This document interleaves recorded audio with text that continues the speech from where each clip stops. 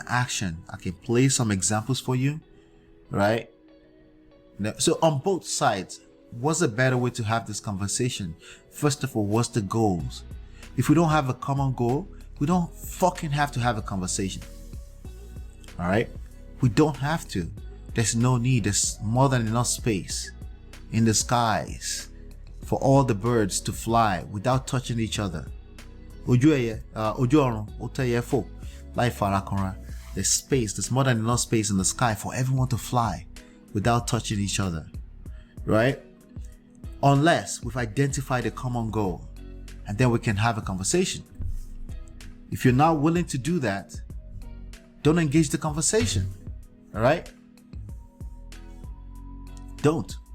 All right, so this is what Nigerians would typically do. Just in case you need to get to know Nigerians and you don't know Nigerians yet, this is what they will do. They will make fun of the situation. They will have fun with it. Yes, they can sign language you better than you, especially when you're not self-aware that you're sign languaging as well. It gets worse. You're just going to get butt hurt and you're still going to lose. And yes, Nigerians will come in your space and take over everything. Unfortunately, because they're just as dumb, but without the proper level of humility when they're engaging conversations about ADOS, reparation, or what does it call it? Foundational Black Americans. I don't engage in those conversations simply because I want to stay in the learning mode. If anything, if there's anything I can do, I need to be able to pick it up myself and then help in the direction of reparations if that's what Black Americans want, right? But I do that in silence. I see people go on stages on Clubhouse and say, Nigerians go on stage and say, is there anything we can do? And then they get insulted even more. The more they ask, even though they're coming from a place of good intentions, I always tell men, especially men, good intentions are overrated. It's good, but that's it. Your good intentions is good for you, but they're overrated. If the other party receives it as condescension or sarcasm, then you're still fucked regardless. The conversation is not going to get anywhere, and that's what I see in a lot of these conversations. People, you start to talk, they start to read beyond what you're saying. They start to read that you're arrogant. They start to read condescension, right? They call you out on it. And frankly, there is a good chance you are being condescending. Because if you're wise, you should basically relax and stop engaging conversation that you don't belong in, right? How do I know you don't belong in it? You have not really identified a common goal and you're not focused on the common goal, right? You're engaging people that don't know how to define their common goal. That also tells me more about you. So let me play this. This is what Nigerians do, by the way, when people are having serious talk and it goes crazy and it's chaotic. This is what they do.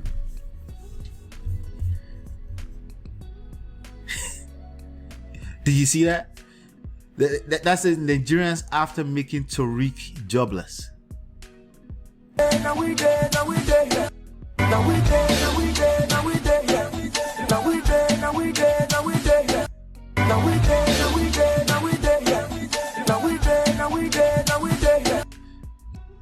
Right? You know, they make fun of it. So we never got anywhere in the first place, right? So it's not just Nigerians versus Tariq, okay? It's in every types of relationship. I know Just Jay is getting ready to dance, right? It's not just Nigerians. We all do it in man versus woman relationships, in the gender wars, in the tribal wars, and all these kind of things. People do this, right? The other party eventually gives up, or the other party gets stuck in being angry for no reason, right? And again, we need to identify the common goal, and that's what we need to be focused on. If we haven't done that, we're going to continue to fail. All right, we're going to continue to fail. So what I want to do is I want to give Tariq Nasheed the last word, okay? And as a man, you're engaged in a relationship with a woman, you need to learn how to give her the last words, okay? Giving her the last words doesn't make you less than. It makes you a leader. Leadership cannot really be defined without service. You can't. Okay? I don't care what kind of book you've read on leadership or anything like that. You can't really define leadership, right, without service. all right, without being a follower first. See, I see a lot of men want to be leaders, right? They want submissive women, right? And as a matter of fact, I think it's a good time to do a quick recap of what happened on Clubhouse over the last well, I'll talk about that in a second. You see men come in these spaces on social media, they want submissive women, and they're very loud about it, right? And they can't even engage a simple conversation. Let me play an example. I think this is a good spot for me to play this right now. So this is relevant right now.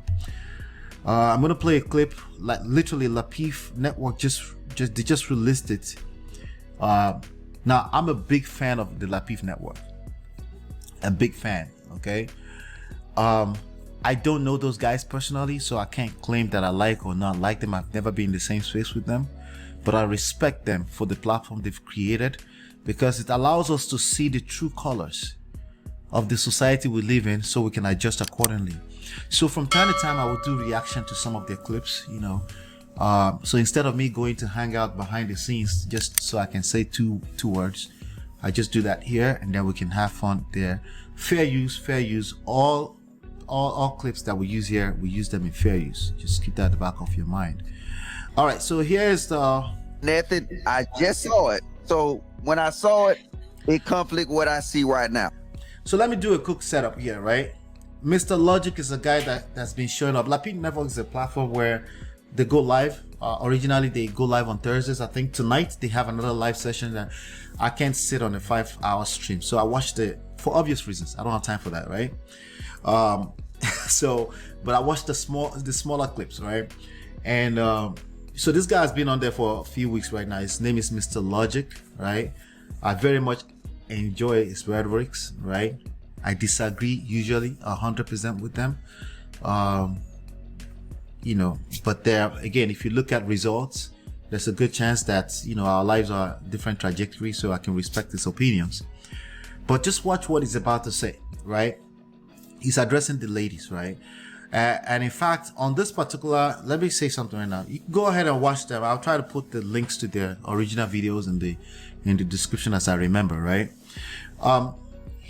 All these ladies, right, are typical women in the society. All of them, they represent typical women.